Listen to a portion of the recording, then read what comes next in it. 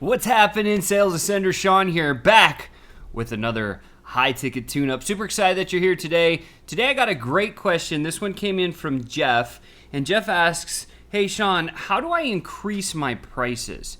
And this is more of a, like when you're first starting to put an offer into the marketplace, there's a specific pattern or a system that I wanted to share with you today. If you're in that spot where you're like, I wonder what the threshold of the market will allow me to sell to bear, right? So the first thing is obviously you got to find the who you're selling to and what problem that you're solving, which transformation that you're giving somebody, right? Those have to be in place, foundationally bulletproof. And then on top of that, now you have to decide something where it's a starting point where you feel comfortable and convicted. I think the biggest thing when you first start with a price is it's got to be about a 10-to-1 return of value versus investment. So that's one rule that I always live by is like if I'm going to offer something for, let's say I'm going to charge $100 for it, it better deliver $1,000 worth of value. Okay, so that's number one. Then number two, the thing that I always do is I always ask. Typically, like when I'm doing my marketing research, and I spend a lot of time in that place. And one of the things that I do is when I'm speaking with potential prospects that are in my market, when I'm doing the pain, drain, gain exercise that you may have heard of from Chris that we always do with all of our high-ticket clients.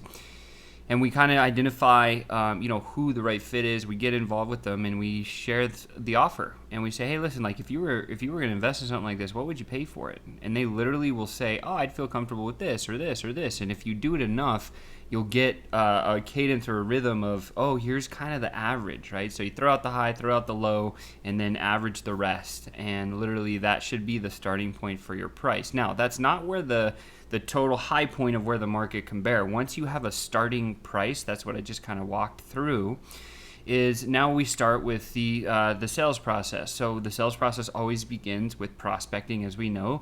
You can't ever convert anybody if you don't have anyone to talk to.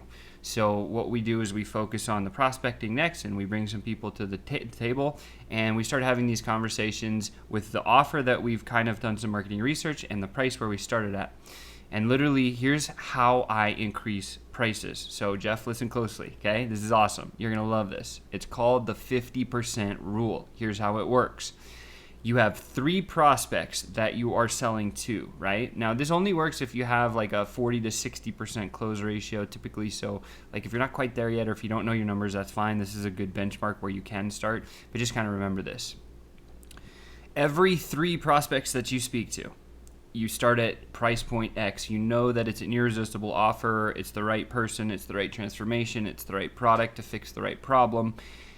And you're able to close like pretty much everybody at a certain threshold, no matter what. Like if you're giving $10,000 worth of value and you're charging $10, like you'll sell it all day long because there's an infinite amount of return on the investment, right? But when you get to a certain point, certain people are going to stop investing. And that's the 50% rule. So every 3 prospects that come onto your calendar, if you close so you're first starting and you get your first 3 people on there and you're like, this is the price I'm starting with, my total offer, and you sell 2 out of the first 3 people that come to your door, increase your prices, okay? And then start over. Now take another 3 prospects. If you sell those next 2 out of 3 at the higher price point that you just put together, increase your prices. And continue this pattern over and over and over, because eventually what's going to happen is the market will give you the threshold of the price point. When you stop selling 2 people out of 3, when it goes down to 1, you're getting more now into the upper echelon of the people that'll pay for your services. And then when you go 0 for 3, that is usually an indicator of like, hey, hold on, the market can only bear that amount. And so if that's the top primo of your price point, depending on where you're offering it, and if it's from like $100 to $300, probably about the same caliber person. If it's a $2,000 to $5,000 range or something like that, you're going to start to find some very high caliber people at the upper echelon. Like a lot of our people say, like Jay Abraham, one of the greatest people of all time, he says, never, unless you're going commodity and you just want mass market, then play at the premium level. That's what we always say. It's what we do. It's what we believe that you should do as well. So just kind of think about that. This is the way I increase my prices, Jeff. I hope this answers your question. But again, Start with, you got to have the who, the product, the transformation, and base is solid. Then you bring people into your calendar, and the first three, like if you sell the first two out of the first three, raise your price. If you sell the next two out of the next three, raise your price until you get down to 0 out of 3. Then you're going to want to say, oh, hold on. This is probably where my threshold of my price point is, and be listening to your client the whole time. Of course, they'll tell you, but that is how you get the threshold or the pricing in the market. I hope this one helped. We'll see you on the next high ticket tune-up. And by the way, if you have a question that you'd love for me to just answer on a high ticket tune-up like this, just drop it below in the comments. I'd love it. And of course, if you feel like this would bring value to anyone else, the share is always much appreciated.